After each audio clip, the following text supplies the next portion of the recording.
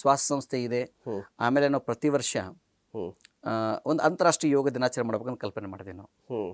2013ನೇ ಇಸ್ವಿಯಲ್ಲಿ ಮೊಟ್ಟ ಮೊದಲು ಇಂಟರ್ನ್ಯಾಷನಲ್ ಯೋಗ ಡೇ ಮಾಡಿದ್ದೀವಿ ಬೆಂಗಳೂರಲ್ಲಿ. 2014ನೇ ಇಸ್ವಿಯಲ್ಲಿ ಜನವರಿ ವಿವೇಕಾನಂದ ಜಯಂತಿ ಅಂದರೆ ಮುಖ್ಯಮಂತ್ರಿಗಳು ಸಿದ್ದರಾಮಯ್ಯ ಅಂತಂದರೆ ಯೋಗ ಮಾಡಲ್ಲ ಅಂದಿತ್ತು, ಯೋಗದ ವಿರೋಧಿ ಅಂತಿತ್ತು. ನಾವು ಬಹಿರಂಗವಾಗಿ 10-12 ಜನ ಮಂತ್ರ ಕೂಡಿಸ್ಕೊಂಡು ಯೋಗರಾಮಯ ಮಾಡ್ತೀವಿ.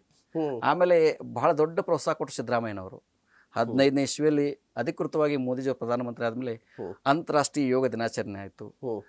ಆ ನಂತರ ಪ್ರತಿ ವರ್ಷ ಯೋಗ ದಿನಾಚರಣೆ ಲಕ್ಷಾಂತರ ಜನ ಸೇರಕ್ಕೆ ಶುರು ಮಾಡಿದ್ರು.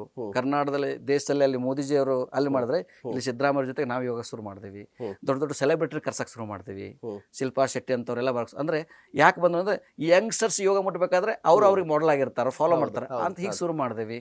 ಆಮೇಲೆ ಯೋಗ ರತ್ನ ಅಂತ ಪ್ರಶಸ್ತಿ ಶುರು ಮಾಡಿದ್ವಿ. ಇವತ್ತಿಗೂ ಶ್ವಾಸ ಯೋಗ ಸಂಸ್ಥೆಯಲ್ಲಿ ಪ್ರತಿ ವರ್ಷ ಯೋಗ ರತ್ನ ಅಂದರೆ ಯೋಗದಲ್ಲಿ ಸಾಧನೆ ಮಾಡಿರುವಂಥ ಜಗತ್ತಿನ ಶ್ರೇಷ್ಠ ಯೋಗನ ಹುಡುಕ್ತೀವಿ ನಾವು. ನಮ್ಮ ಕೆಲಸನೇ ಅದು. ಹುಡುಕಿ ಅವ್ರನ್ನ ಆಹ್ವಾನ ಮಾಡಿಕೊಂಡು ಅವ್ರಿಗೆ ಯೋಗರತ್ನ ಪ್ರಶಸ್ತಿ ಕೊಡ್ತೀವಿ. ಯಾರೆಲ್ಲ ನಾವು ಯೋಗರತ್ನ ಕೊಡ್ತೀವಿ ಎಲ್ಲರಿಗೂ ಪದ್ಮಶ್ರೀ ಸಿಕ್ಕಿದೆ, ಪದ್ಮ ವಿಭೂಷಣ್ ಸಿಕ್ಕಿದೆ. ಬರೀ ಭಾರತದಲ್ಲೆಲ್ಲ, ಆ ದೇಶದಲ್ಲೇ ಗೊತ್ತಿಲ್ಲ. ಅಮೇರಿಕಾದಲ್ಲಿ ಒಬ್ಬ ಅಜ್ಜಿ, ಅವಳು 70 ವರ್ಷದಿಂದ ಯೋಗ ಹೇಳ್ಕೊಡ್ತಾ ಇದ್ದಾಳೆ. ಮಹಾತ್ಮ ಗಾಂಧೀಜಿಯವ್ರ ಜೊತೆಗೆ ಪಾದಯಾತ್ರೆ ಮಾಡಿದ್ದ ಅಮ್ಮ ಉಪ್ಪಿನ ಸತ್ಯಾಗ್ರಹದಲ್ಲಿ, ಇದರಲ್ಲಿ ಪಾಂಡಿಚೇರಿ ಅರವಿಂದ ಆಶ್ರಮದಲ್ಲಿ. ಅಂತ ಅಜ್ಜಿ ಅಮೆರಿಕ ದೇಶ ಗುರ್ಸಿರ್ಲಿಲ್ಲ, ನಾವು ಗುರ್ಸಿದ ಮೇಲೆ ಅಮೆರಿಕ ಅವ್ರು ಗುರ್ಸ್ತಾ ಅಮ್ಮನ್ನ.